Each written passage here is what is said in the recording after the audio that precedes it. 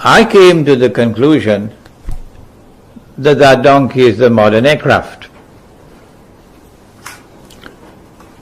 But the Salafi insist on waiting for the flying donkey.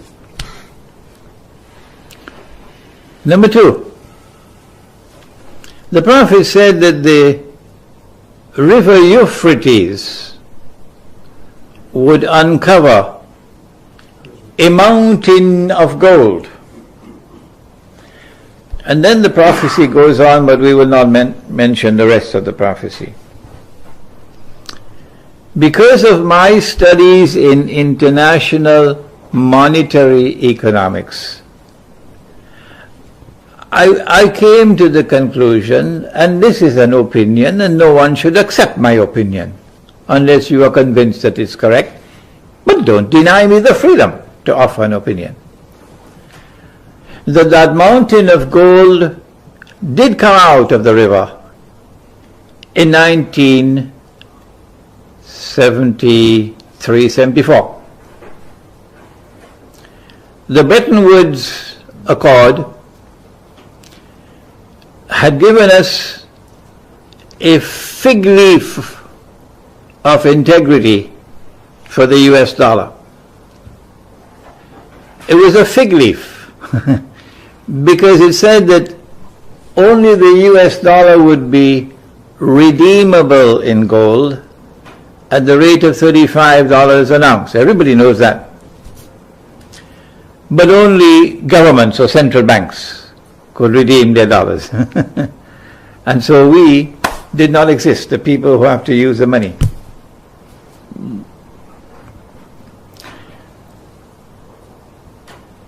The rest of the world of paper money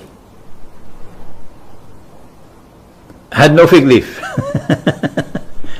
They had integrity only to the extent that they had a link with His Majesty the US dollar. The French did not like this at all. And General Charles de Gaulle, and may God bless him for his integrity and his courage, stood up in the French National Assembly in the mid-1960s and denounced the monetary system as unjust. The only one to do so. And then the Zionists came after him, and he was finished. But what France was doing was testing the system by demanding gold for dollars from time to time, until Richard Nixon came to the conclusion that now the game is up. And so when the French came again in 1971, August, to redeem gold for dollars, Richard Nixon said, we gave our word, but we don't have to keep it. We gave our word, meaning we entered into a contractual obligation under international law, but we don't have to fulfill our obligations. International relations is based on pacta sunt servanda. The treaty obligations must be honored. And that's the first verse of Surah Al-Ma'idah. And so he took Bretton Woods and he tore it up.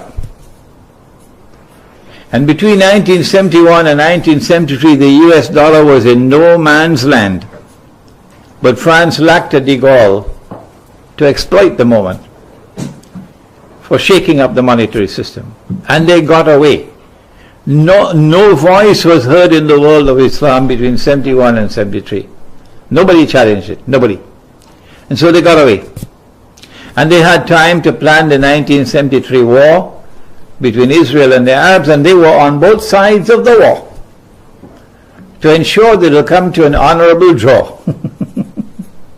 They knew that Faisal was going to impose a oil boycott. He had been warning and warning and warning. They knew it was going to come. And they prepared for it. And so as soon as the war began, the oil boycott emerged. And the result of the oil boycott was that the US dollar lost 400% of its value. It fell by 400%. And the price of oil rose from $3 a barrel to $12. And the Arabs were being flooded with wealth like never before. It was at that time that Kissinger made his move in 1970, early 74. And Kissinger went to Faisal and said, let's make a deal.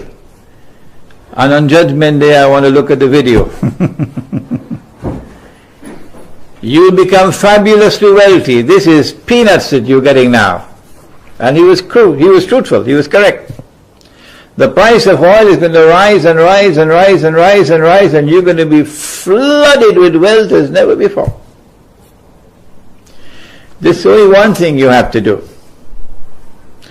And to our great sadness and pain and shame, Faisal agreed to it, because it was haram. It was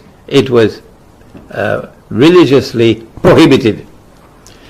He agreed to restrict the sale of oil for payments in only US dollars. And then all the other Arab oil producing countries fell in line, and then OPEC fell in line. And since oil was the greatest commodity traded in the world market, demand for the US dollar will remain permanent, stable, and His Majesty the US dollar will continue to fly high. When Faisal agreed to sell oil for only US dollars, the implication was that oil now became, an ocean of oil now became symbolically a mountain of gold. I will translate. Основная идея по поводу мутазилитов, идея следующая, что мутазилиты